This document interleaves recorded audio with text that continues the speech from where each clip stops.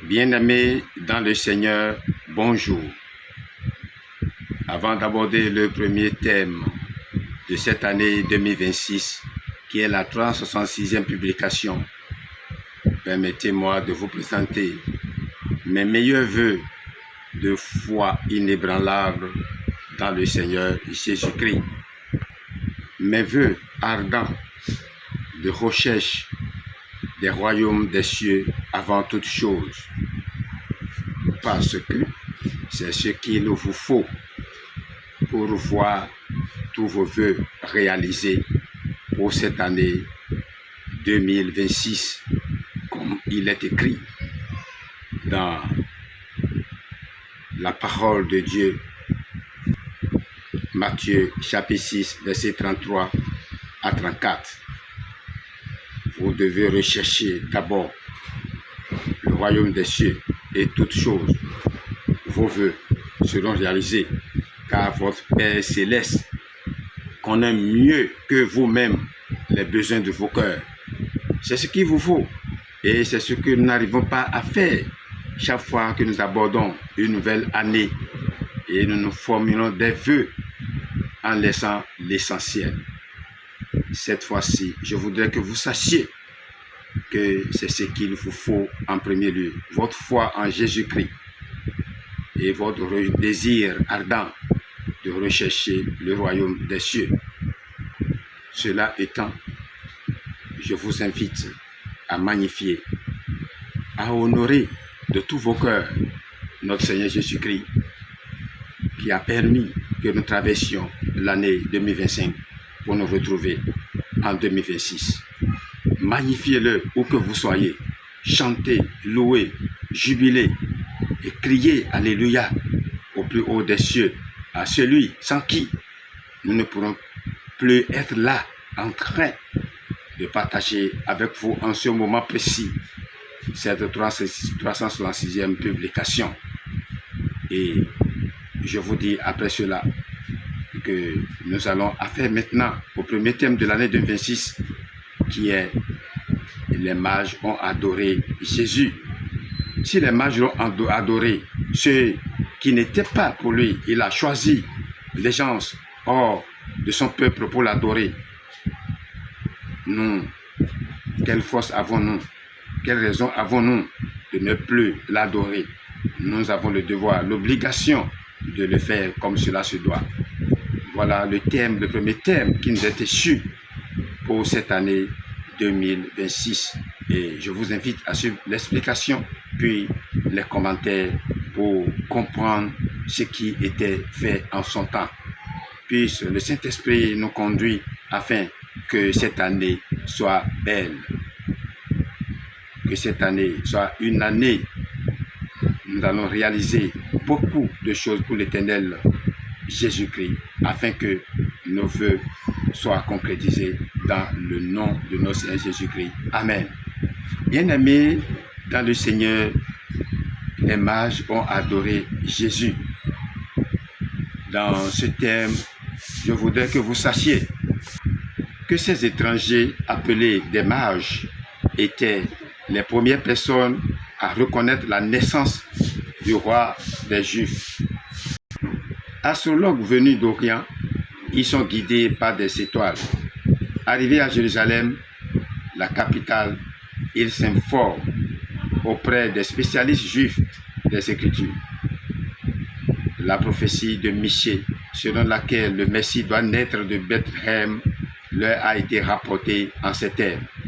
Et toi, Bethléem, Ephrata, petite entre les milieux de Juda, de toi sortira pour moi celui qui dominera sur Israël et dont l'origine remonte aux temps anciens, au jour de l'éternité. Michée chapitre 5 verset 1. Ces mages se rendent dans cette petite localité, ils trouvent l'enfant et se prosternent devant lui, car ils ont reconnu sa dignité. Mais du côté du roi Hérode et des chefs religieux, l'opposition naît. Les bébés garçons nés à Bethléem en font les frais.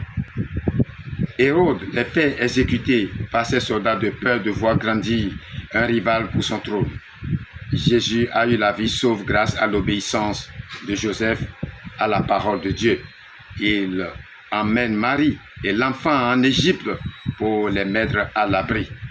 Combien d'entre nous n'ont pas perdu leur vie ou celle de leurs proches par défaut d'obéissance à la parole de Dieu? Il importe que nous fassions la volonté de Dieu en toutes choses. Malgré la prédication des chrétiens qui affirment haut et fort que Jésus est le Messie envoyé par Dieu pour le salut de son peuple, les Juifs continuent à voir en lui un imposteur qui ne peut pas venir de Dieu. C'est pourquoi Matthieu veut montrer que malheureusement, Jésus est rejeté par les siens, mais reconnu et accepté avec joie par des étrangers qui viennent de très loin. Cet épisode est une sorte d'image de ce que la foi chrétienne va devenir au fil des siècles. Elle va se répandre jusqu'aux extrémités de la terre et des peuples lointains vont comprendre Jésus comme envoyé par Dieu pour réconcilier les humains avec lui. Et c'est ce qui se passe aujourd'hui. Si nous nous mettons à vous enseigner la parole, voilà ce qui se réalise aujourd'hui. Ces savants bien-aimés dans le Seigneur, pourtant spécialistes des Écritures, ont l'esprit obscurci, car ils ne comprennent pas à quel point la venue de Jésus est un parfait accomplissement des Écritures. Voilà pourquoi Matthieu multiplie dans son évangile les citations de l'Ancien Testament. Il tient à prouver que tous les épisodes de la vie de Jésus correspondent à ce que les prophètes de la Bible avaient espéré et annoncé. Il montre aussi que Jésus est sorti d'Égypte, tout comme le peuple d'Israël, sous la conduite de Moïse autrefois, et qu'il peut lui aussi libérer l'humanité de toutes les formes d'esclavage. Gloire à Dieu. Bien-aimés, voilà l'explication que nous pouvons donner de ce thème. Et maintenant, place aux commentaires pour vous montrer ce que nous réserve Ésaïe chapitre 60, verset 1 à 6. Sion s'est réveillée. Ésaïe 51, verset 17. Elle va se lever et resplendir. La gloire de l'Éternel s'étend levée sur elle. Apocalypse chapitre 21, verset 23. Tandis que le peuple coupable attendait la lumière et n'avait que ténèbres, Ésaïe 59, verset 9, et que les ténèbres qui couvraient Israël étaient tombées sur les nations, maintenant Israël resplendit. La gloire de l'Éternel étant vue sur lui, et lui devenant lumière pour les nations. Bien-aimés, maintenant Israël resplendit, je disais, la gloire de l'Éternel étant vue sur lui, et lui devenant lumière pour les nations. Il en sera de même de l'Église, Nouvelle Jérusalem, à la fin. La gloire de Dieu l'a illuminé et les nations marcheront par sa lumière. Jérusalem sera le centre de toutes les richesses des peuples qui annonceront avec joie les louanges de l'Éternel. Bien-aimés, je voudrais ouvrir une parenthèse ici. Beaucoup croient, quand on parle de Jérusalem, on croit que c'est ce que nous voyons aujourd'hui sur terre. Ce n'est pas de ce Jérusalem il s'agit. Il s'agit d'une cité éternelle qui descendra du ciel, qui est notre demeure éternellement. Beaucoup ont perdu leur foi parce qu'ils ont cru que c'est de Jérusalem sur terre il s'agit. Non, ne faisons plus ces confusions. Je vous le dis dès l'entame de cette année, que vous sachiez que ce Jérusalem est la cité dans laquelle nous allons tous habiter après. Personne n'est encore allé pour le moment. Et c'est Christ qui nous amènera. C'est pourquoi je vous dis, la terre promise, personne n'est encore allé dans cette terre. C'est avec Jésus-Christ que nous irons ensemble dans ce Jérusalem, dans cette cité céleste. Gloire à Dieu. Pour tous ceux qui y habiteront éternellement, dans le nom de Jésus-Christ. Amen. C'est avec cela que j'aborde Matthieu chapitre 2, verset 1 à 12, où Dieu guidait ses mages pieux. Il se servait de la connaissance qu'avaient les sacrificateurs pour leur enseigner où ils trouveraient celui qu'ils cherchaient. Et lorsqu'il fut en route, il fit apparaître l'étoile qu'il avait vue en Orient. Elle alla devant eux et se tint au-dessus du lieu où était Jésus. Quand il vit l'étoile, il se réjouit d'une forte grande joie. Et étant entré dans la maison, il vit le petit enfant avec Marie sa mère. Et se prosternant, il lui rendit hommage. Et ayant ouvert leur trésor, il lui offrit des dons, de l'or et de l'encens et de la myrrhe. Versets 10 et 11. Dieu veillait à ce que son fils reçût à son entrée dans ce monde les honneurs dus à un roi, puisque les chefs de son peuple n'étaient pas en état de les lui rendre. Il trouva ses sages d'entre les païens pour accomplir ce service, comme déclare l'Éternel. Si vous ne me louez pas, je susciterai des pierres pour me louer. Luc chapitre 19, verset 40. Et je voudrais également ouvrir une parenthèse ici aussi à tous ceux qui participent à des divisions au sein des églises. Aujourd'hui, il est honteux de constater que les gens qui doivent militer pour la paix, pour la réconciliation, sont les auteurs des divisions au sein des congrégations, au sein des confessions religieuses qui prônent Christ comme le roi des rois, le Seigneur Jésus-Christ. C'est malheureux de voir que c'est des païens aujourd'hui qui viennent réconcilier les églises. Ce n'est pas une bonne chose. Notre église, nous avons vu des églises passer. Nous ne voulons citer aucune église, mais la nôtre attend aussi son tour au niveau du chef de l'État. Cela a été annoncé à la plage. Nous avons écouté, tout le monde a entendu que les tentatives de réconciliation ont échoué et il ne reste qu'à porter cela devant le chef de l'État. Nous qui sommes désignés pour assurer la paix, pour accompagner le chef de l'État, pour veiller à ce que la paix règne partout, nous ne devons plus être l'objet de, je dirais, séparation, l'objet d'une série de destruction aujourd'hui. Je ne sais ce que chacun cherche en cherchant à créer sa branche. Il n'y a aucune œuvre ici sur cette terre sans sacrifice. Rien ne peut être fait de bon ici sans sacrifice. Christ est venu se sacrifier pour nous. Il a tout fait pour nous racheter la vie. Et nous qui prônons Christ, nous qui suivons Christ aujourd'hui, pourquoi ne pas faire des sacrifices? Si c'est notre place qui doit être sacrifiée pour qu'il y ait la paix, pour qu'il y ait la réconciliation, nous devons militer à cela. Parce que la gloire d'ici n'est pas celui qui compte, mais celle des cieux est meilleure. Quand nous entendons, nous apprenons ces choses, ça nous fait mal au fond de notre cœur. Nous devons apprendre l'humilité. Nous devons marcher avec Christ et savoir que si c'est notre place, nous devons perdre afin qu'il y ait réconciliation. Je dois le faire. Et c'est maintenant, en 2026. L'Église c'est bien sur la fin. Je vous invite à votre niveau, en vos rangs et grades respectifs, à chercher à se réconcilier avant qu'il ne soit trop tard.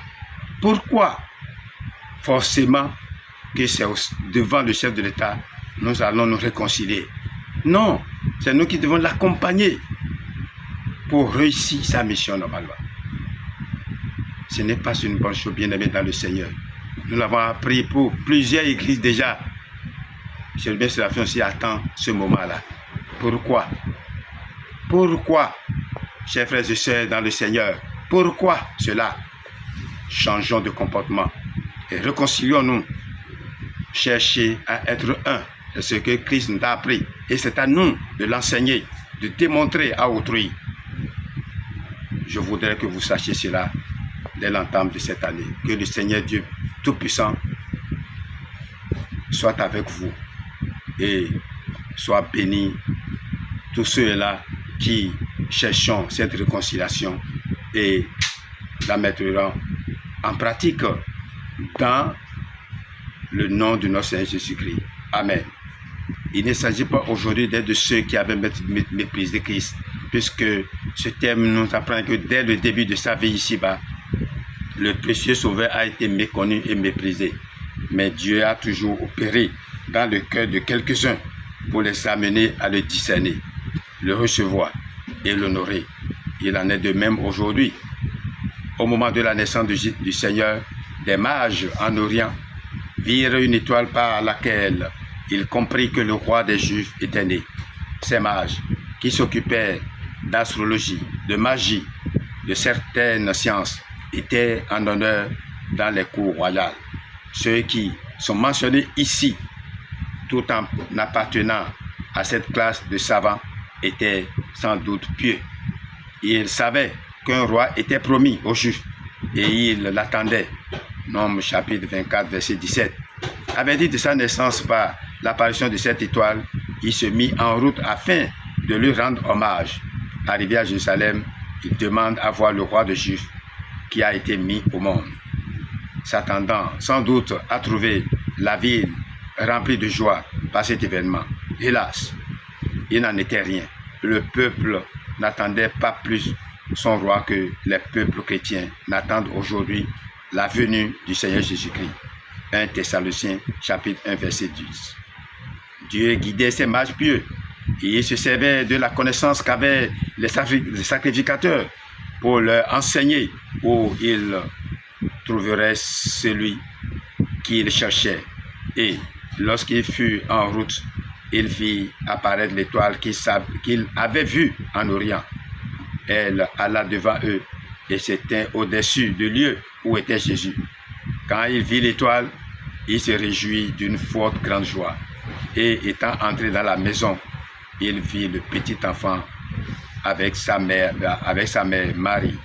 Et se prosternant, il lui rendit hommage. Et ayant ouvert le trésor, il leur offrit les dons de l'or et de l'encens et de myrrhe. Versets 10 et 11. Dieu veilla à ce que son fils reçût dès l'entame de ce monde les honneurs dus à un roi. Voilà la raison pour laquelle ce cantique a été dédié à cette première activité de l'année 2026. Le numéro 42 de cantique français intitulé « Oh, venez, vous fidèles ». Jésus vous appelle.